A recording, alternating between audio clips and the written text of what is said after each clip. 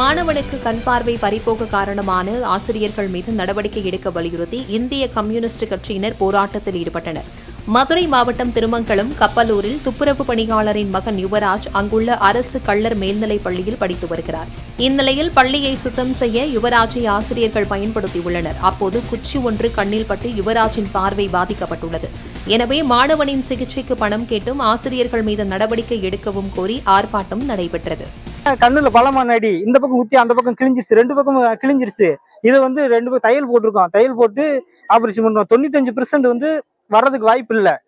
Discharge ஆகி வந்த உடனே நம்ம ஜேடி வருவாரு, வந்து பேசுவாரு, உங்ககிட்ட பேசுவாரு. இதை பத்தி நீங்க எங்கேயுமே போக வேணாம், வைக்க வேணாம், நாங்களே இவனுக்கு முழுசா பார்வைக்கு நாங்க சரி பண்ணி கொடுக்குறோம்.